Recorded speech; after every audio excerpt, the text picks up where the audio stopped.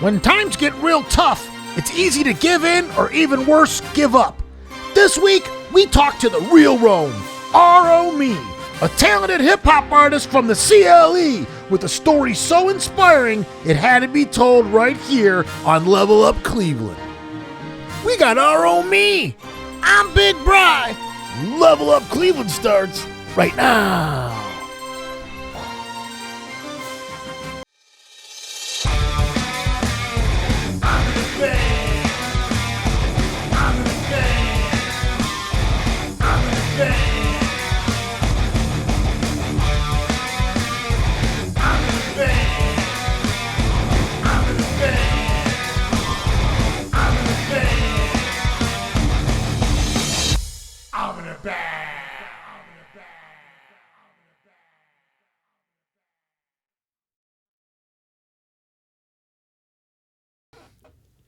All right, everybody, and welcome back to another episode of Level Up Cleveland.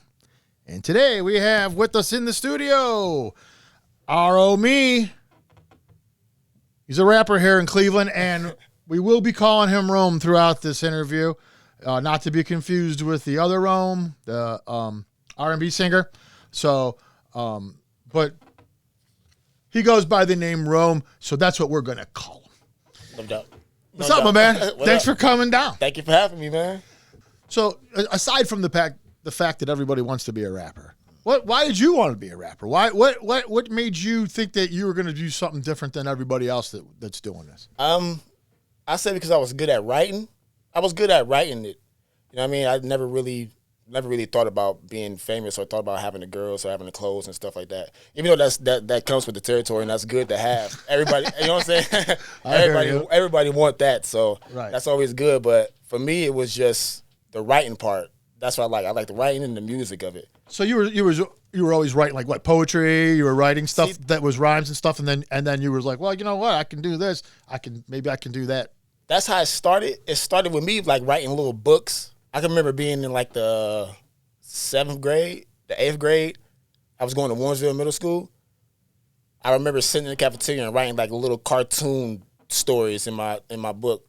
I had different names for different characters, and I wrote down what they said and how they said it and shit like that. Can we use profanity? Yes, you can. Okay. I didn't know. I was trying my best not to. I wanted to say away. It. We're fine.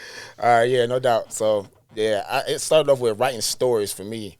And then it eventually went to poetry, and then after poetry, my brother Fat D, bless his soul, he got me on to rapping. You know what I mean? Because I never thought I was really good at it, so I was kind of nervous to do it. And this is your brother? Yeah, that's my your older brother? Older brother? He's 2 years older than me. Yeah. So he was into the music, got you into the music? Yeah, he got me into writing music and actually listening. Was he like real supportive of you? Is that what you were more like that? Hell yeah. Yeah. Supportive? I don't even think supportive was a word for him. I don't think supportive was a word. I think if it's a stronger word than supportive. You were his brother, and he was like anything type thing. I mean, yeah. For you, right? And it started off with me beatboxing. I used to be good at beatboxing. You know what I mean? I can still do it a little bit. You know what I mean? You want to do it first now? A little bit. Oh yeah. You know what I mean? No, that's cool. In my ear, headphones sound like. Yeah, I can switch up a little bit. So at the time when you decide you're going to do this kind of music, not even when you're starting to realize your talents and what you're gifted with, what you could do all this. Who are you listening to at that time? Like what's your music of that moment? That's kind of hard. So I mean, it's not hard because eventually I end up finding people that I like, but I never was allowed to listen to hip hop. Why not? Because my mom didn't play that shit. You know what I mean? What were you listening to then? Well, she listened to a lot of like 60s R&B, like a lot of Commodores and Gap Band. Good stuff like still, all right. Yeah, right. And then my dad, he was a fan of hip hop, but he didn't listen to it. It's like he didn't mind it, but he really older stuff. The older hip hop stuff though, like the original. He was a big fan of jazz.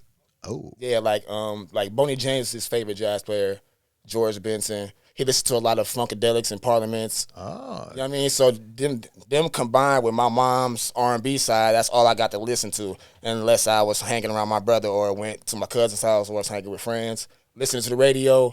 That's how I got to hear hip-hop, you know what I mean? So, but see, that's cool because that influence that you had early on could definitely mold you into something different than everybody else. Yeah, right, because I already had – that's why I get a lot of times that I talk to a lot of old school cats that like, man, you got an old soul. Yeah, that's take a that compliment. I definitely take that as a compliment. I definitely take that as a compliment. I would. A big compliment. So I would. that's definitely respectable for me. What I'm thinking, like when I hear you talking like that, is like you have a library of songs in your head to pull from that people don't, unless they stumble upon it on the internet or something like that. Or to hear about for you, it, it's ingrained. It's that's what in I grew there. up on. Yeah, and I'm sure that's part of what you pull from and how you write and how you. And I grew. I was leaning more towards jazz. You know what I mean? Because do you play the instruments? I mean, do you play? No, and I don't. I played the recorder. Yeah, but that's cool. I played the recorder. Well, in school, you mean the recorder? Yeah, right. Hot cross buns. That's the hot cross buns. do. That's the only thing you know. That's all they teach you. That's all they teach you. That's all I played. I mean, but my uncle Wally, he played drums, and then I got an Uncle Butchie that plays all percussion instruments. Oh, cool. Like all of them. He could play every single one of them. I don't know all of them, but I know it's a lot. I mean, so yeah. Yeah, he could do that. But me, when I started listening to hip hop, the first person that I actually started listening to Naughty by Nature first. Oh, you're going back now. That's the first back. Remember when MySpace, you could put one song on your MySpace page. I remember. That's my first song that I put on there was "Feel Me Flow" by Naughty by Nature. That was the first thing. That was when I started venturing out and like sneaking and listening to hip hop. That's what attracted me. Naughty by Nature. Then I went from Naughty by Nature and I went to Tupac and then Biggie. And I just started venturing off. And I had to do it secretly, like I said, because my mom didn't play that shit. She listened to a whole lot of R&B. She didn't want to hear that cussing, you know what I mean? So, yeah. Was that what it was about, though? She thought the lyrics were too... Yeah, like, just too much. That's cool, though, man. You got a mom that cares, dude. That's great, man. You know what I mean? That's what they... I like to hear that kind of stuff. And I just dropped the single for her, too, actually. The song? Yeah. What's it called? It's called My Pretty Lady. It's on YouTube. At The Real Rome. The real is one word, space, Rome. The Real Rome. Uncle Butch, Abby, and Nana. Well, Uncle Butch, Abby, and me was sitting at the table. Too far away to get hugs. I want a hug, just a phone call away from my pretty lady. Text message, I can feel all the love. So I'm sending love back to my pretty lady. I know it feel like a long time, but you know you raised me right, so I'm doing fine. I'm just taking my time to say thank you. I love you, mom. I love you, mom. Just dropped this on there recently? Yeah, I dropped it on there recently, man, about like 2 weeks ago. You do that down at Signal Flow? Yeah, I do all my work at Signal Flow. Shout out to Signal Flow once again. They some great peoples, man. They some great peoples. So are you? Is that what you're doing? Is that your thing? Really, come up with the song, finish it, release it. Come up with the song, finish it, release it. Is that what you're doing? I sit back and I hold on to stuff. And I had a friend tell me to stop holding on to songs, to just drop it. You never know what's going to happen. You never know if you're going to pass away, or you never know what will happen if you get locked up. You know what I mean? So he always say, man, just drop everything that you got, drop. And sometimes I can understand that sometimes, but I gotta plan. I'm an organized person. I like to plan. Well, I can see when you showed up, you have your books and everything ready to go. Yeah, You're I all... still got my old school. I still write my raps. Like, that's a lot of things that people don't do, rappers don't do now too, is write their own music now. Well, yeah, you're right. Yeah, they don't write. Well, are you writing rhymes. all your own? Are you doing all your own beats, or are you? No, not my beats. Just the flow, just my rhymes. I got you. I see what you're saying. Yeah. So, I guess what I like what they were telling me the other day, a couple weeks ago, was that the rap world is to get out and actually do it. A lot of these venues that actually have that, you got to pay to get up there and perform. You got to pay to play. Yeah. It just seems so crazy to me. I'm sorry, but it just seems so crazy to me. That's backwards. It seems backwards. It's real backwards. I don't understand why. Have you done some of that? I mean, I did a lot of that. Oh yeah, I did a lot of that, and I did that Winchester for Signal Flow, and that's when that was the first time you got paid, and that was part of their motivation for doing that, because they told me, they were like, we're sick of seeing these guys pay to have to go out there and perform. Yeah. We want to put on some shows for these guys. Picture in my head of me and my brother, man, right? My brother's name was Fat D. His real name was D'Angelo, but we call him Fat D. He passed away back in June from a car accident. And he was my best friend. So I brought him with me today. Woo! Sir. That D. This is my rap partner. He taught me how to rap back when I was 14 years old. He's 2 years older than me. I was 14. Taught me how to rap and shit. So I got him right there, cuz he was always there for me. He's still there, so remember that name, PhD, because I'm gonna need y'all crowd support on that in a little while. You know what I mean? Let's fucking Fat D. Go Cola. Thank you. Yo, I'm a beast, chillin' with some chains on my feet, white tee, and not to pull your girl any day. You're the weak, nigga. Yes, like yes, chillin' with my hands up.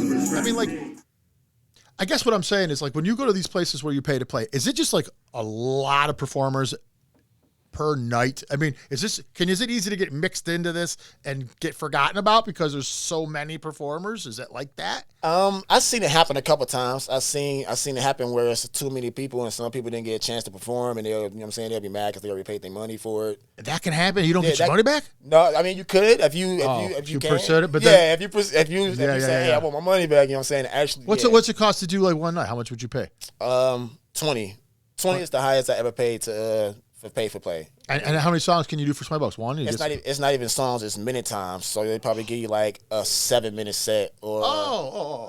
They give you some time to actually do. Some stuff. Right. To do like 2 songs, 2.5 probably. If you know what I mean, got something to do a half a song with. But I got tired of doing that, dog. Like I respect all the venues I went to because I went to a lot of venues, even venues from out of town. I respect it. And I just feel like I'm too talented to keep doing it for free. So as far as the rap that's out today, because it's changed quite a bit over the years, what do you think about today's rap that's coming out today? Do you think that it's kind of like the last couple of years, it's kind of gone in a direction that, I mean, or are you cool with it? You know what I mean? Nah, I'm not cool with it. I'm not cool with it at all. But I respect it. You know what I mean? I respect the business side of it, I guess, because it's like profitable. Oh yeah, definitely profitable, but. A lot of people listening to it. Yeah, and a lot of people is copying that. See, that's something that's what makes me turn the other cheek and go the other way on what's supposed to be called hip hop now, because it's like it's washed up and people just following trends and nobody could come up with anything new. Yeah, right. Nobody can come up with nothing new. It's even beats. Even the DJs can't come up with nothing new, or the producers, they just sample. It's nothing. Is that what you're doing like most of your time when you're like creating? You're trying to come up with new stuff, or you just allow anything to just come in creatively and that's what comes out of you? Yeah. Or do you sit down and be like, I don't want to do what everybody else is doing. I got to do something different, and then create that thing? It's a mixture of the last. It's a mixture of wanting to do my own thing and wanting to start my own wave. You know what I mean? Because it's like. It's nothing original. Real old school hip hop is original. That's why nobody sound the same. Well, yeah, there's nothing before them. Yeah, right. So everything was new, and that's what I'm saying. You gotta keep it new, and I understand that everything out here is new, but it's not a good new. It's like change, but not a good change. Like everything is changing, but it's not a change for the good in my eyes. And I think, and what's funny is, you know, like. You could say this about all music, though. I mean, like, as everybody gets older, they become less and less connected to the music that's out today. Yeah, true that. You know what I mean? So, and I think that's with rock, country, all of it.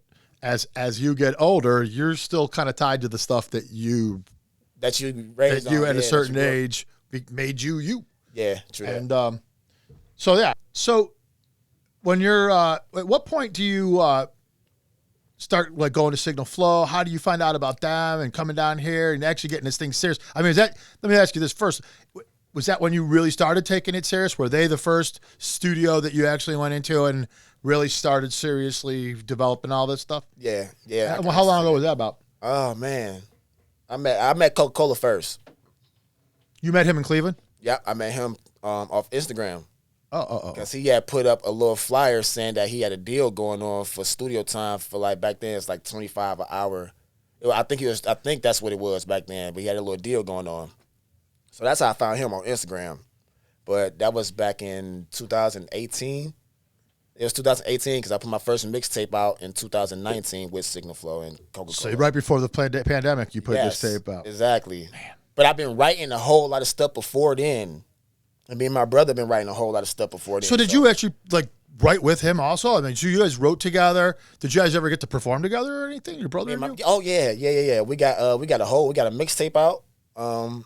And we got to perform together twice. We did an interview together. Nice. Yeah, so we did everything that we said. You're doing one right now together, right? Yeah, right, because he right here, so that's what's up. So everything that we said we was going to do together from being little, from me being 13 and him being 15, just telling each other, like, man, we going to be famous, and we going to be known in Cleveland. We going to put Cleveland on the map, and we going to do shows, and everything we said we was going to do, we actually did it. And then he passed away. You know what I mean? So I think that was meant to happen for me and him to do everything that we said. At the time when it all happened and everything. Yeah, is that a motivating factor for you right now, your brother and everything? Is that one of the things that literally keeps you pumping? That's like the main. Yeah, that's the main thing for real. That's like the main thing. Me and his passion, because we both promised each other we was gonna do it. And at first, when he passed away, I didn't want to do it no more. You know what I mean? I got depressed. You know what I mean? I still feel a little down about it, but I ain't go show no emotions. You know what I mean? But yeah, I'm gonna do it. Yeah, I mean, you're doing it. You're doing it, dude. I mean, that's what you're doing right now. It's why you're here. And so, what exactly? How long ago has your brother been passed? I mean, how is it? He passed recently. Yeah, he passed in June 13th. Oh man, just recent. That recent. Yeah. So, what are you trying to, as far as the Cleveland scene goes, like here, right? Do you have anybody in this Cleveland scene as a rapper who you relate to, like that you hang with or like you're cool with, and you know what I'm saying? Are there any other guys that doing it that you're friends with or anything like that? In fact, yeah, I'm cool with Big Homie Max. Big Homie Max, man, he a rapper from Cleveland. Max, MAGZ. Big Homie Max, man. I went to school with him. Is he? Did you ever like see him go check him out while he's jamming? Yeah, man, he been to I just did a show a couple months back with Chop Santino. Me and him did a show together at Captivate, and he was there performing that night. And he got on stage with me. You know what I mean? Oh, cool. When I walked in, I seen him. I'm like, yo, what's up? And he was like, you performing tonight? And I said, yeah, you performing? He was like, yeah. He had his fan with him. So yeah, he the homie. He cool peoples. So when you're doing, I remember talking. I think it was Chris. Or no, it was narrator. We were talking about doing the songs, the music that actually, when you're out playing live, you're doing the live thing, right? Right. It's just you up there. Yeah. And a recording. And one thing was cool about your recording, when I was watching the Winchester thing, was so you have multiple vocal parts going on in these songs. So you got to have somebody doing the other parts, and there's nobody else up there. So these are pre-recorded. So you have to choreograph all this kind of stuff. So you're literally, there's like a choreographed performance going on up there, because you have spots where you're dropping in your words, but then there's spots where there's already words there, and you'll be switching. Like at 1 minute you're doing this part, and then on another part you're doing the other part, and you got this part recorded. Yeah. I was checking it out. It was really interesting, man. I was like, wow, there's a lot more that goes into this than meets the eye. Man, and Coca-Cola hooked that up like that. I didn't know nothing about it. That's my first time ever performing Coca-Cola. Coca-Cola sat me down, and he got me hip to what a showcase was, first off, because I never knew what that was. Right. Then he got me hip to how you're supposed to put out the format for the artist. And all that stuff that you hear, me in the background, and I ain't saying, all that came from Coca-Cola doing that. I don't know how you do it, man. I sit back and I watch him. Well, do you ever put your input in on this stuff, though, while he's doing it? You'd be like, I want this, or I was thinking that, and then he just takes those ideas and then turns it into the real thing, right? Yeah, at first it was like that with me. It's not like that no more, because it's like I've been recording with him for so long that he already know what I like. Oh, good. That's so it's nice. Like when you hear me on the track and I go, and you echo, he already put that on there. I ain't got to ask him. When he hear that, he know. Put that delay on there. Like right now, like I need that. That's cool. That's cool.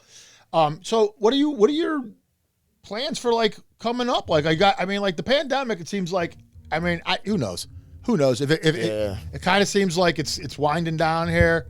But like you got to get out and do your thing out live. Like you got to, that's how you're going to get people to know who you are. Yeah. Really? I mean, that's really how it all happens, right? Yeah. And you're a performer, dude. Are you having Do you feel like that? Do you feel like you're a performer? Like you're up there, like you're running back and forth, dude. I was watching, like you're working the stage. Yeah. Do you practice any of this stuff? No, like? I don't. So this is all just like as soon as you get out there, you're like, fuck it, and it just all comes. I'm a visual learner. I could watch somebody else do it, and then I could like do what they do. Basically, I could copy what they did. Well, yeah, you're a good imitator. I'm a good, yeah, right. Yeah. I'm a good imitator for real. So I just I sat back and watched a lot of.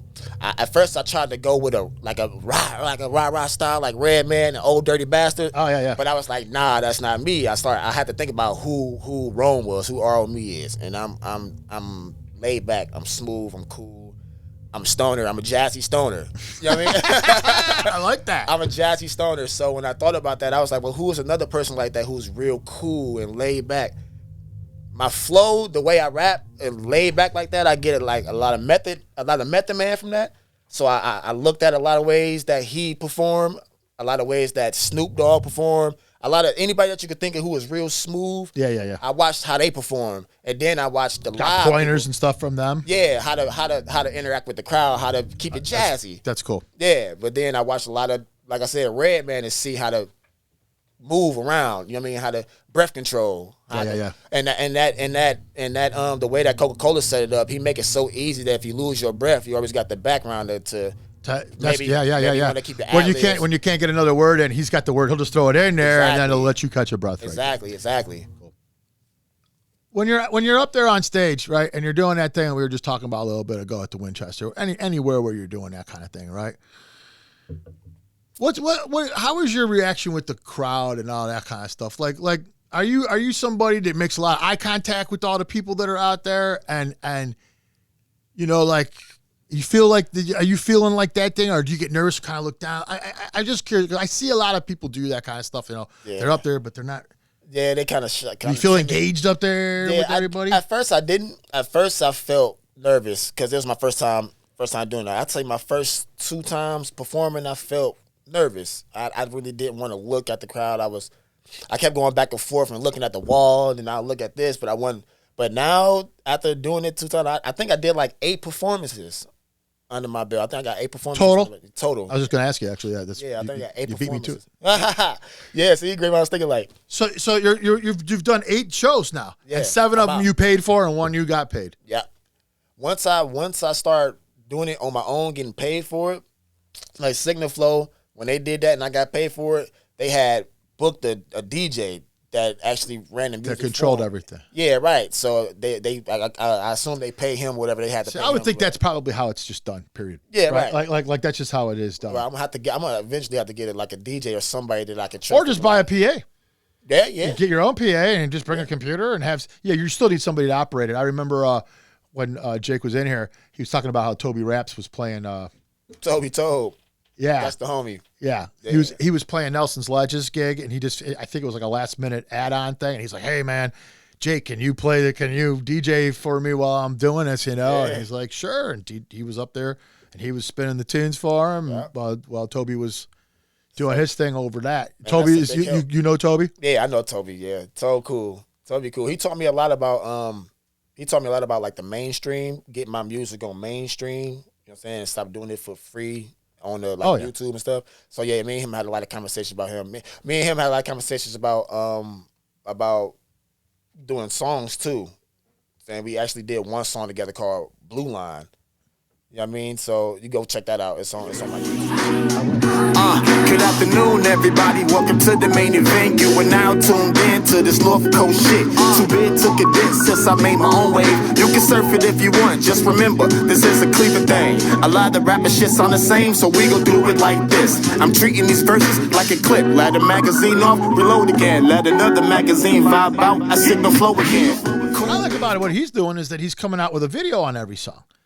See, I think that's not every song, but he's got a new video coming out all the time, man. Yeah. And I just think that's like, and it looks like to me sometimes a lot of those he's doing himself. He's filming them, he's editing them all himself, and they come out really good. And I really think that makes a big difference with, especially guys like what you guys are doing.